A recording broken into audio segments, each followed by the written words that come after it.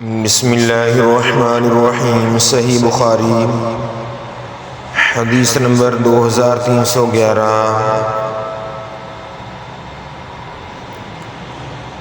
حضرت ابو ہریرہ رضی اللہ تعالیٰ عنہ نے بیان کیا کہ رسول اللہ صلی اللہ علیہ وآلہ وسلم نے مجھے رمضان کی زکوٰۃ کی حفاظت پر مقرر فرمایا۔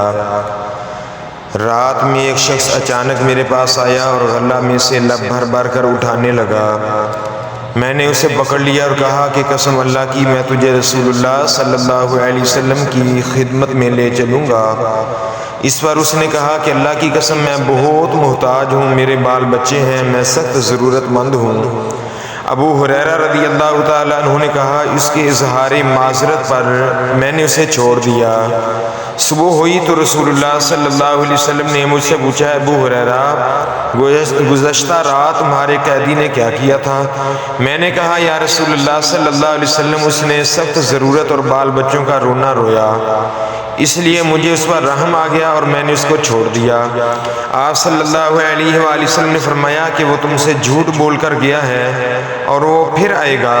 رسول اللہ صلی اللہ علیہ وآلہ وسلم اس فرمانے کی وجہ سے مجھ کو یقین تھا کہ وہ پھر ضرور آئے گا، اس لیے میں اس کی طاق میں لگا رہا، اور جب وہ دوسری رات آ کر پھر غلہ اٹھانے لگا تو میں نے اسے پھر پکڑا اور کہا کہ تجھے رسول اللہ صلی اللہ علیہ وسلم کی خدمت میں حاضر کروں گا، لیکن اب بھی اس کی وہی التجا تھی کہ مجھے چھوڑ دے، میں محتاج ہوں، بال بچوں کا بوجھ میرے سر پر ہے، اب میں کبھی نہ آؤں گا۔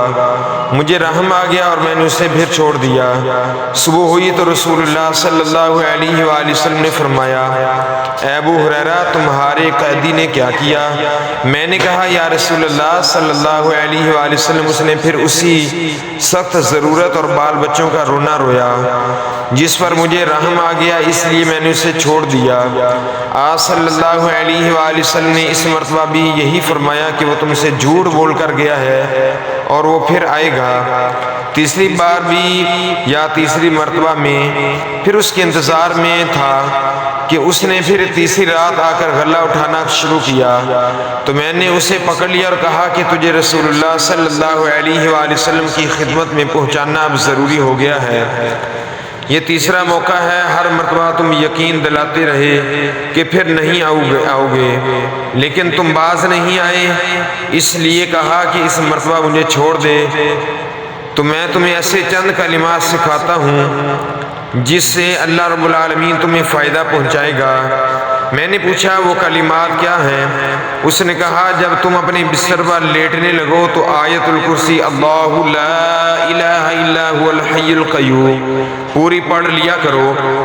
ایک نگراں فرشتہ اللہ تعالیٰ کی طرف سے برابر تمہاری حفاظت کرتا رہے گا اور صبح تک شیطان تمہارے پاس کبھی نہیں آ سکے گا۔ اس مرتبہ بھی پھر میں نے اسے چھوڑ دیا۔ صبح ہوئی تو رسول اللہ صلی اللہ علیہ وآلہ وسلم نے دریافت فرمایا، گزشتہ رات تمہارے قیدی نے تم سے کیا معاملہ کیا؟ میں نے عرض کی یا رسول اللہ صلی اللہ علیہ وآلہ وسلم اس نے مجھے چند کلمات سکھائے اور یقین دلایا کہ اللہ تعالیٰ مجھے اس سے فائدہ پہنچائے گا، اس لیے میں نے اسے چھوڑ دیا۔ آپ صلی اللہ علیہ وآلہ وسلم نے جب یہ دریافت فرمایا وہ کلمات کیا ہیں؟ میں نے عرض کیا کہ اس نے بتایا تھا کہ جب بستر پر لیٹو تو آیت الکرسی پڑھ لو، شروع سے اللہ لا الہ الا هو الحی القیوم سے آخر تک۔ اس نے مجھ سے یہ بھی کہا کہ اللہ تعالیٰ کی طرف سے تم پر اس کے پڑھنے سے ایک نگراں فرشتہ مقرر رہے گا اور صبح تک شیطان تمہارے قریب بھی نہیں آ سکے گا۔ صحابہ خیر کو سب سے آگے بڑھ کر لینے والے تھے۔